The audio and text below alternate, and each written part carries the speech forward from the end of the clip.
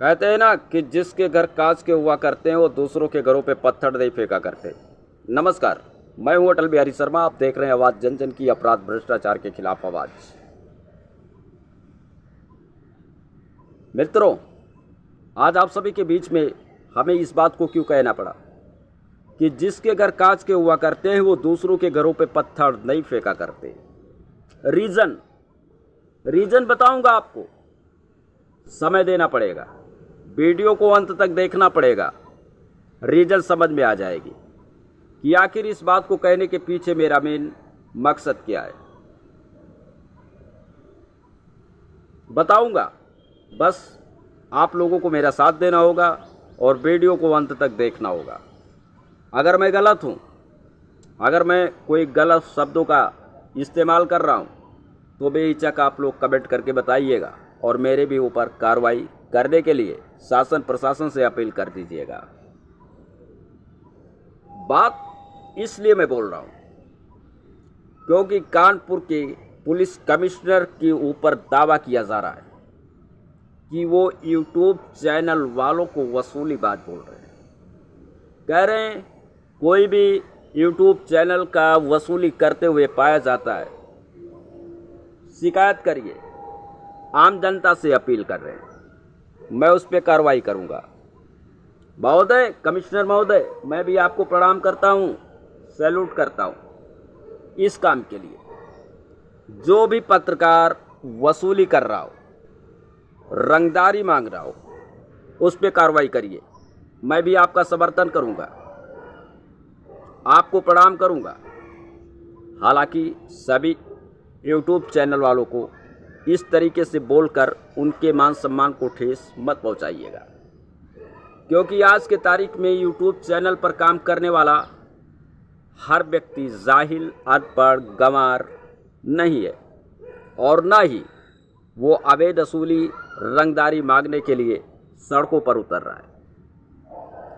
हमारे देश में तमाम ऐसे यूट्यूबर हैं जिन्होंने जर्नलिज्म कर रखी है, अच्छी खासी पढ़ाई की हुई है और यहाँ तक अच्छी खासी नौकरी छोड़कर वो आज यूट्यूब चैनल चला रहे हैं।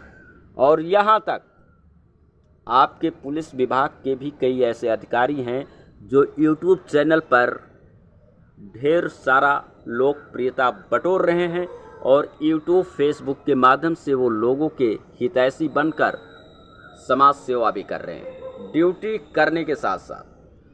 इसलिए डिजिटल मीडिया प्लेटफार्म पर काम करने वाला व्यक्ति वसूलीबाज नहीं हो सकता। हालांकि जो मैंने कहा कि जिसके घर शीशे के होते हैं, कांच के होते हैं, वो दूसरों के घरों पे पत्थर नहीं फेंका करते।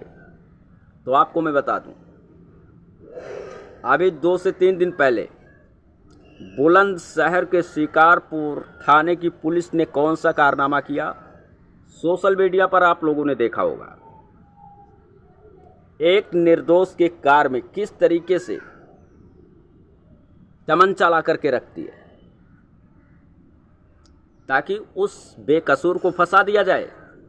उस बेकसूर पर विभिन्न धाराएं लगाकर मुकदमा पंजीकृत करके उसके भविष्य को बर्बाद कर दिया जाए। लेकिन विफल होती है पुलिस। क्यों विफल होती है शिकारपुर पुलिस? कि वहाँ पर सीसीटीवी कैमरे में सारी हकीकत कैद हो जाती है। शुक्र मनाओ कि वहाँ पे सीसीटीवी कैमरा लगा हुआ था।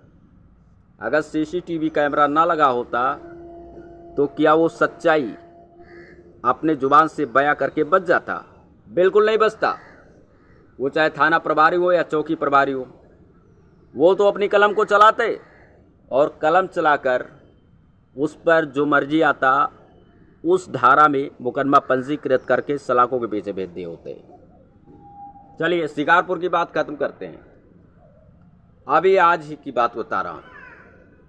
कानपुर के काका देव पुलिस ने एक निर्दोष होटल संचालक को किस तरीके से मुकदमा पंजीकृत कर रही थी, विभिन्न धाराओं में मुकदमा पंजीकृत करके उसे फंसा रही थी। लेकिन जब सोशल मीडिया पर तस्वीर वायरल हुआ कि बात कुछ और थी। जो आरोप लगाए जा रहे थे वो बिल्कुल निराधार थे।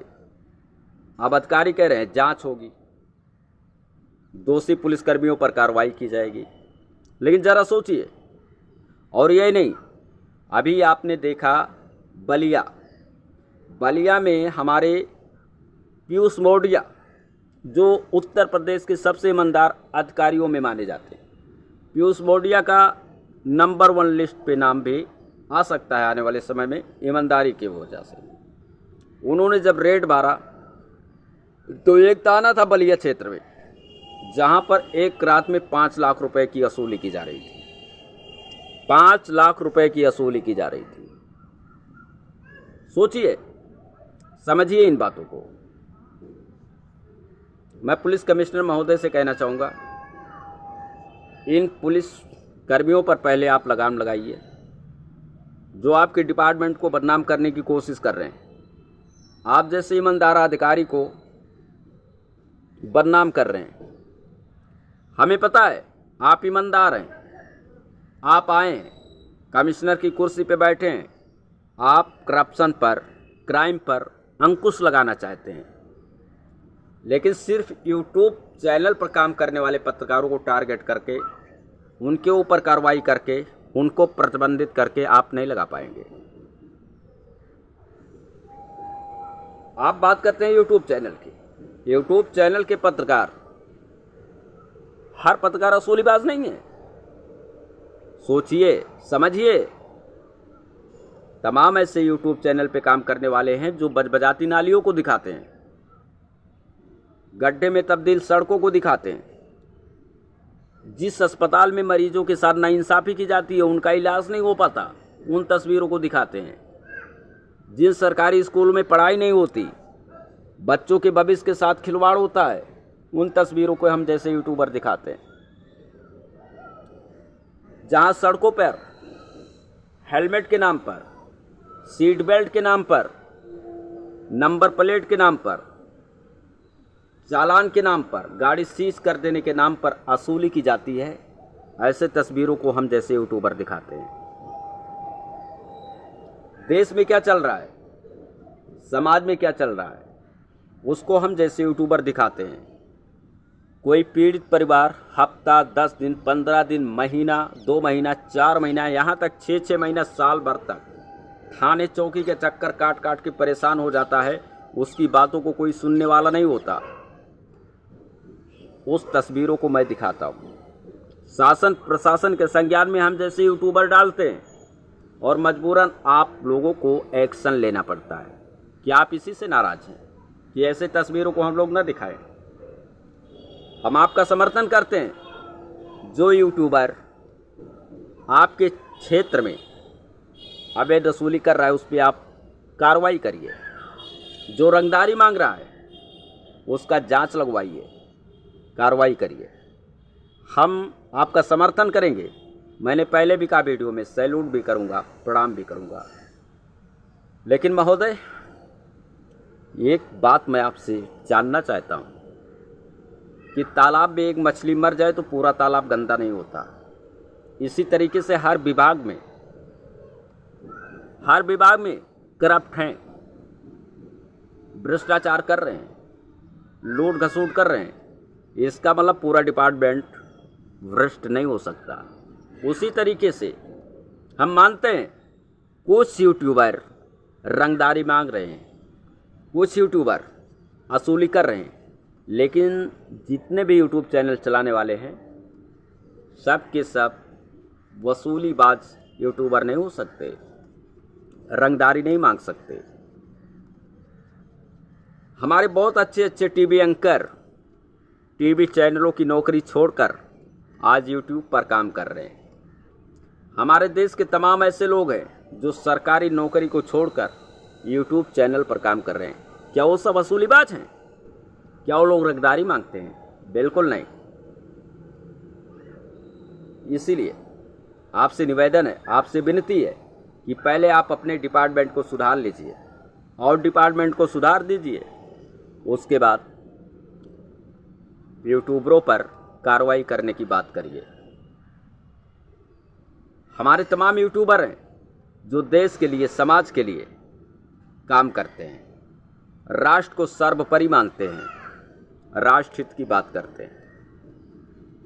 बाकी आप देशवासियों से भी अपील है कि आप क्या सोचते हैं, कमेंट करके ज़रूर बताइएगा। और मुझे पता भी है कि आज के युग में किसी के पास इतना समय नहीं है कि वो हमारे पास आधे घंटे, 1 घंटे का समय देंगे। वीडियो लंबी हो रही है, इसलिए मैं अपनी बातों को समाप्त करूंगा। लेकिन आप क्या सोचते हैं, डिजिटल मीडिया प्लेटफार्मों पर पत्रकारिता करने वाले पत्रकारों को पत्रकारिता करनी चाहिए या फिर जिस तरीके से प्रतिबंधित करने की साजिश की जा रही है, प्रतिबंधित होने चाहिए? कानपुर पुलिस कमिश्नर महोदय की बातों को मैं नज़रअंदाज नहीं करता।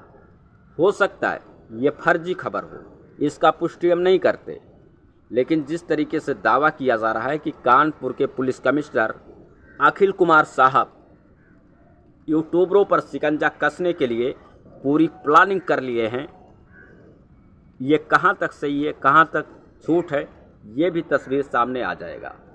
हालांकि आप सभी देशवासियों से विनती है कि आज के 10 साल पहले जाइए पीछे, कि आज के 10 साल पीछे किस तरीके की तस्वीरें हमारे देश में हुआ करती थी। क्या आपकी आवाज़ सुनने वाला कोई था? लेकिन आज डिजिटल मीडिया प्लेटफार्म का देन है कि हर गली, हर मोहल्ले में आपको कोई ना कोई पत्रकार मिल जाता है और अपनी बातों को आप बड़ी आसानी से रख देते हैं और वो बातें शासन प्रशासन तक बड़ी आसानी से पहुंच जाती है। इसलिए डिजिटल मीडिया पे काम करने वाला हर पत्रकार असूलीबाज नहीं हो सकता, हर पत्रकार रंगदारी नहीं मांग सकता, हर पत्रकार अनैतिक कार्यों में लिप्त नहीं हो सकता।